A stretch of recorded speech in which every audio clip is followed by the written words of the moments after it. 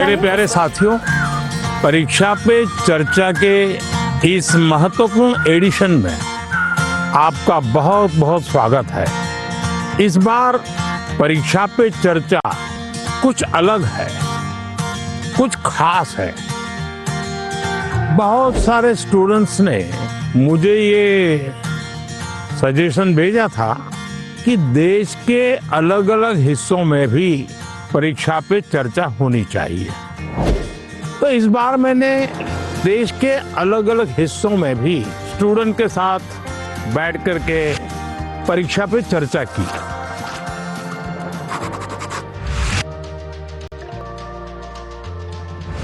इस special episode में आप यही देखने जा रहे हैं। तो सबसे पहले चलते हैं तमिलनाडु के कोयम्बटूर।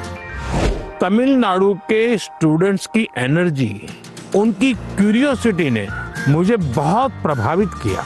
आइए देखते हैं। बड़ा कम आप लोगों को कुछ खाने पीने को मिला कि नहीं? क्या मिला? नहीं, हमें घर से लेके आए थे। I couldn't believe my eyes when I saw him. First, I had expected like a dynamic, dramatic entry because he is the prime minister after all. But it was very simple, humble and down to earth. वो जब अंदर आए बस like goosebumps आने लग गए. It was really great.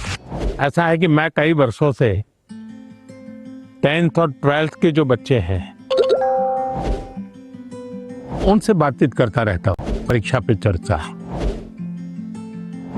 और मैं बातचीत करता हूँ कुछ सीखने के लिए। मेरे लिए बहुत बड़ा ये सीखने का कार्यक्रम होता है, ये सिखाने का कार्यक्रम नहीं। तो मैं आज तमिलनाडु के नौजवानों को इसलिए मिल रहा हूँ कि मुझे कुछ सीखना है।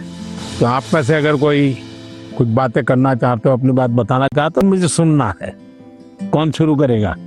छवि जैन है मेरा नाम। मुझे स्टार्टअप करना है, तो मुझे किन किन विषय की जानकारी चाहिए और एजुकेशनल लेवल पे मुझे क्या करना होगा जिससे मुझे स्टार्टअप के लिए मदद मिल सके। आपकी बात एकदम सही है। मैं भी आजकल जब भी किसी नौजवान से मिलता हूँ तो तुरंत कहते हैं स्टार्टअप। पहले आपका ध्यान इस बात पे होना चाहिए कि आप क्या करना चाहते हैं। कुछ स्टार्टअप ऐसे हैं जो सिर्फ टेक्नोलॉजी में इनोवेशन करना चाहते हैं।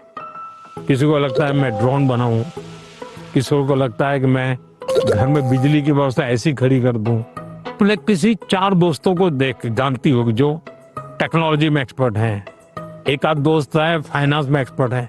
चलो 4 लोगों की टोली बना दे, साइड में अपन स्टार्टअप शुरू करते हैं। जरूर नहीं कोई स्टार्टअप के लिए कोई 25 साल की उम्र चाहिए, आप कभी भी शुरू कर सकते हैं। छोटे छोटे स्टार्टअप से भी काम शुरू हो सकता है।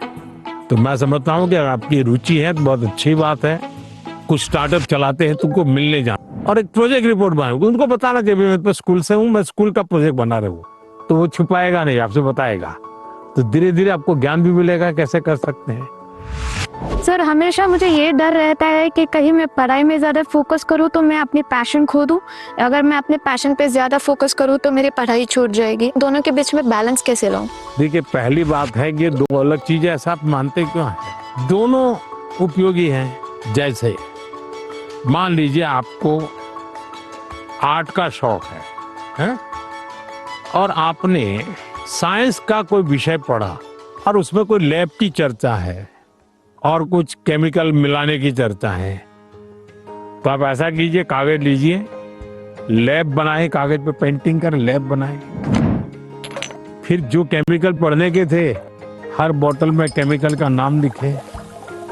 फिर आप पढ़ने में आया था कि भाई इस केमिकल को मिलाने से ऐसा कलर बनता है, तो एक दूसरा चित्र बनाइए, उस पॉट के अंदर वो कलर। तो आपको चित्र का काम भी हो गया और आपको वो लेसन भी याद हो गया। यानी एक साथ दोनों चीजें बहुत अच्छी तरह से आप कर सकते हैं। आपके थकान को उतरने के लिए भी एक प्रकार से आपके पास जो कला है, क्राफ्ट की, जो कुछ भी आपकी सीखने की इच्छा है, वो आपको मदद कर सकती है। डेली या सप्ताह में 2 दिन आधा घंटा इसके लिए दो। समाज जीवन में जिसकी जरूरत है वो शिक्षा तो करनी है, लेकिन जो व्यक्ति के जीवन में उपयोगी हैं वो आप इससे कर सकती हैं। हमारा देश भी 2047 में डेवलप्ड राष्ट्रों के साथ एक होने वाला है। मेरा प्रश्न क्या है कि हम नवयुवक इसे हासिल करने के लिए क्या कर सकते हैं? मुझे अच्छा लगा कि मेरे देश के 10th 12th के बच्चों के मन में भी 2047 विकसित भारत का ड्रीम है। ये मेरे लिए बहुत बड़ी खुशी की बात है ना। आज मुझे अब मजा आएगा। वाह, देखिए ये चीज है ना। अब 2047 में विकसित भारत यानी क्या है? आपने कभी सिंगापुर के विषय में सुना होगा। सिंगापुर एक जमाने में एक मछुआरों का छोटा सा गांव था, उसमें से आज इतना बड़ा बन गया। तो ली कुआन यू कहते थे कि भाई अगर हमको डेवलप कंट्री बनना है तो हमें अपनी आदतें डेवलप कंट्री के लोगों की होती वैसी बनानी पड़ेगी। हमें थर्ड वर्ल्ड कंट्री की तरह कहीं पर भी कूड़ा कचरा फेंक दिया, कहीं पर थूक दिया, ये नहीं चल सकता। सिर्फ कहीं जाना है, भाई यहाँ पर रेड लाइट है, मुझे स्कूटर खड़ा कर देना चाहिए। अब छोटी सी चीज है कि भाई हम परिवार में तय करेंगे कि हमारे घर में खाने के बाहर कुछ भी जूठा नहीं छोड़ेंगे। बताइए, सब लोग ऐसा करें तो कितना खाना बचेगा, कितना बड़ा फायदा होगा। तो एक नागरिक के नाते मैं अगर इन चीजों का जीवन में ठीक से पालन करूं तो मतलब कि मैं विकसित भारत के लिए कंट्रीब्यूट कर रहा हूं। अब जैसे वोकल फॉर लोकल,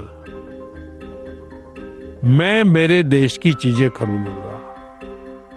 मैं भारत में जो चीजें बनी उसको लूंगा। जैसे मैं कहता हूँ वेड इन इंडिया।